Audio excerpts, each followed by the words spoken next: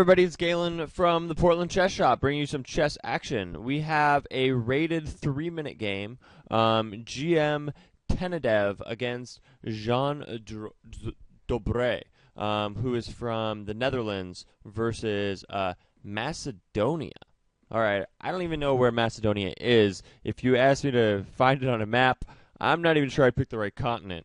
But he is a strong Grandmaster chess player, and we have an opening. It started with a e4, e5 setup, but the e5 pawn is gone already, and we see sort of a Sicilian-type position, except for that there's a pawn on c5.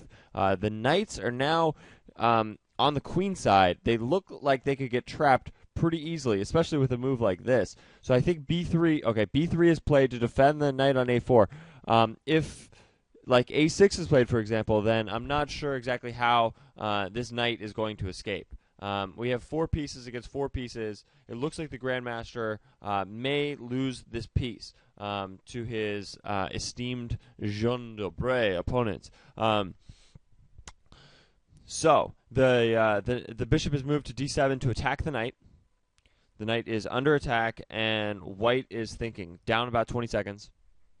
I'm following this game because GM tnededev was just playing shuffle chess, which is or Fischer Random actually, which is a chess variant, and so I wanted to capture one of those games to put it online. But oh wait, what am I talking about? This knight takes on d6. I'm sorry, fans. This pawn was attacked 3 times, which means that this fell. The knight is not trapped by any means. The bishop takes, and now the knight moves out, which is a really good move because now the bishop is attacked, and both bishops are attacked at the same time. And white has 3 pieces, black has 4, but it looks like one of the pieces will fall. Taking this way is going to fracture the king position. Now white's king is exposed. And we will see if black can exploit this. So in terms of material, we have 3 6 pawns against 7 pawns at the moment, but it looks like queen may take on a4. So Jean Dobre is up a few seconds, about 10 seconds. The rook comes to d8, controlling an open file. So this is often good. You want rooks to control open files, especially in this sort of a circumstance where these 2 rooks aren't connected yet. Which is a big deal because if this queen moves, he could like take, and then check, and then come in with the queen. It looks like black has a pretty good position, but at the same time, yeah, this knight and he could play. No, he can't play takes because the queen hasn't taken on a4 yet. Otherwise, he'd be able to play queen takes, rook takes, check, and then try to mate. So the queen moves to e3, controlling the 3rd rank. And now I see black attacking this a4 pawn, and then the a2 pawn is also weak. But the queen comes to b3 to defend both those squares. He's not giving up yet, folks. He is still fighting. The bishop pair is really important. It's worth significantly more than the knights, especially in an open position like this where pawns have been exchanged. So the king takes back, and now the rook swings over. And the king is going to have to move again. So in this position, the bishop pair is so good that it could be okay for white. White, I mean, theoretically could even have an advantage. Look at these strong pawns in the center. This bishop is going to be able to go to like c4, for example, and just control this huge diagonal. The queens come off. The pawns are now connected. So there were 3 pawn islands, which means that the pawns like weren't connected. They were separated. But now there's 2 pawn islands, which is good for white. The bishop comes to c4. I think that white is possibly doing better here at this point with these 2 bishops. The 2 bishops, they're just extraordinary on an open board. They can do so many things because they can attack the queen side and the king side at the same time. And with both the bishops, you can attack both color complexes. So the rook swings over to a1. The white rook becomes activated. It looked like black had an advantage there, but he wasn't able to play quite dynamically enough. Just in that one moment where it really mattered. So now the pawn on a7 is attacked, and that's significant. So the pawn on a7 can be taken. The knight moves to b6, attacking the bishop on c4, just like this. I'm trying to use the mouse as a telestrator to sort of illustrate visually, because chess is kind of a visual game, exactly what's going on. So the rook goes to d7, defending the 2nd rank. So the 8th rank is weak, but he can't exploit it quite yet.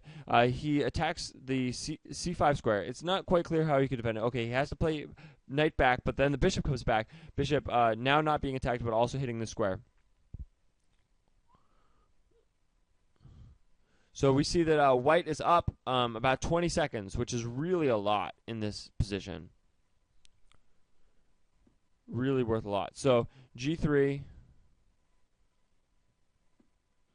bishop c4. That's a suspicious move, I think. I don't think he should give away the bishop pair in that sort of circumstance. He is up a lot of times, so I still think this position favors white, but I would have kept the bishop pair if I was a grandmaster in this position, which, you know, is stretching it a little bit. So e5 check, a strong control of some key squares for white. A strong center. He could play e5. He's threatening to play f5, kicking the knight, and really have a dominating position, except for that I think he wants his king to be like here, for example, on e4, supporting these pawns as they push forward. So black forfeits on time. Hope you appreciated it. Thanks for watching. Oh, let's watch another one. Okay. So Grandmaster tnededev against I am Nuncio.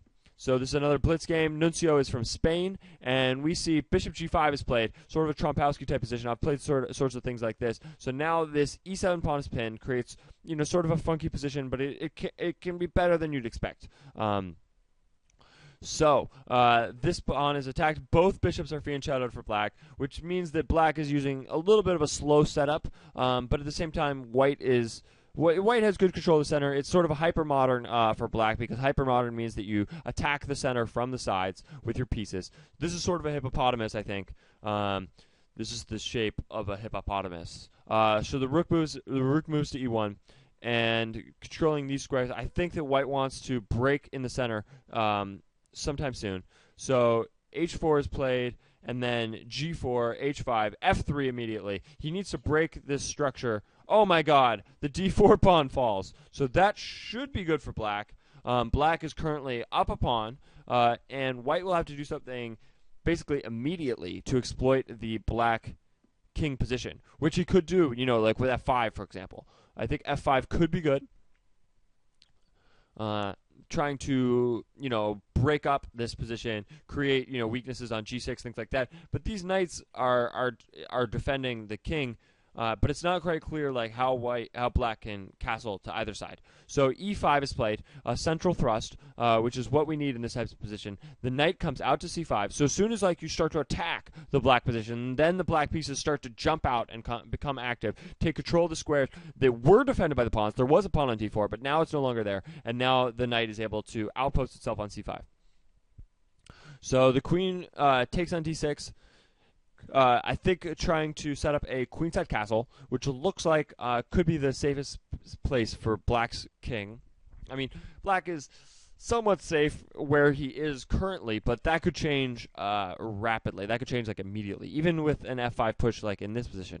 So the bishop takes, fracturing the position, and then a castles. So this position is getting kind of interesting. Look at this knight on h2. It's like totally out doing nothing.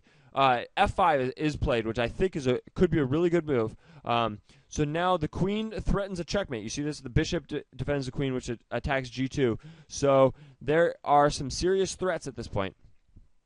Attacking g2. We could play c takes d or rook takes. I'm not quite sure. There's a lot of tension in the air. You know, pawns threatening here, the bishop's threatening over here. This knight's doing nothing. So the rook takes, and then the queen takes, and then the queen takes back, I think is what happened. So now white resigns in this position. So why exactly does white resign? Because he's down 2, 4, 5. Hard to say exactly with that amount of time. The quick games, even tough to evaluate. So this is the third game. This is FM Freddy from Spain against GM tnededev from Macedonia. So we see a Sicilian position, but the bishop goes to b5, which creates sort of a closed type position. There's pawns on e4 and c4 and d3. So white has traded off his light square bishop and now has pawns on the light squares, controlling a lot of the light squares. So it takes, and then opening this up, I think white has won a pawn, which is the idea behind his strategy in this position. So the bishop moves to b7, f6 is played. So he wins the pawn back, which could be good for black. Black has a weak pawn on c5. This pawn's really pretty weak. So there's 3 pawn islands for both sides. This is sort of the weakness. d3 is the weakness in white's camp, but this knight can come to c4 or e4, where it's pretty strong. But black has the bishop pair. Bishop pair is kind of awesome. Queen comes out, so a trade could be made. The bishop pair gets even better, like towards the end game. Like if it's only bishops versus bishop and knight, then that could be really good. But black decides not to trade, to move his queen to a3, where it defends c5 and also attacks a2 and controls some other squares. The rook comes towards the center. It's good to overprotect key squares. The queen moves out of the pin because he was threatening bishop takes, pawn takes, queen takes, knight. So the queen moves back to c1. So white really wants to trade, it looks like, but here the queen attacks d3 again. So bishop takes c5. So the weak c5 pawn does fall. It falls a little bit before d3 falls, and this looks sketchy. This looks like black may have lost a piece. So the rook moves to d2. It looks like this bishop could fall or this bishop could fall. I think this is a GG situation. We will see if black can get out of this. It looks like, oh no, this bishop is pinned. This bishop is pinned. The queen can't take here. So, but after this queen, this bishop is defended by this rook. But he does sacrifice the queen for the rook. There was a few different options in that position, and you only have a few seconds to evaluate exactly which option you want to play for. So the queen does take the rook.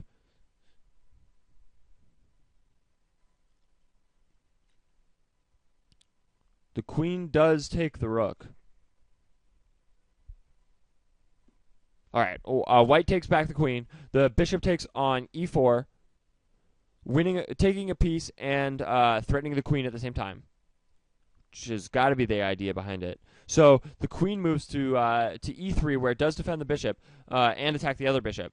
But this bishop is taken, and then here's taken. So now we have 2 rooks, 2 rooks again and a bishop against the queen and the rook. I think the queen and the rook should be favored here, but no, I don't mean that. I mean, the queen and the rook are favored over the 2 rooks and the bishop, I think, in this position. But it's hard to say. It looks like the f2 pawn is under attack.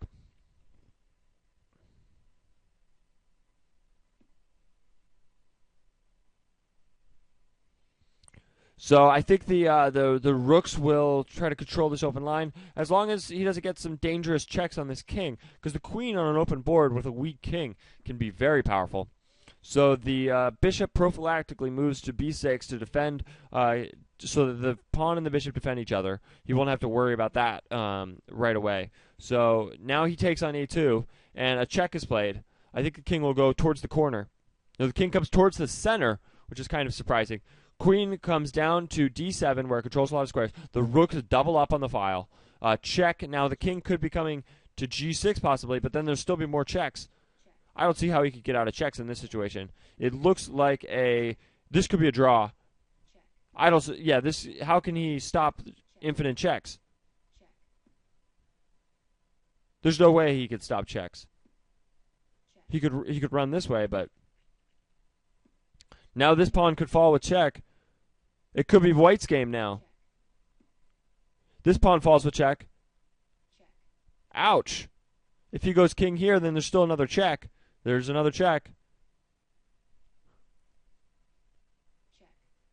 He checks with the pawn. Now he's going to check with the rook. This is a GG situation. White has won this game.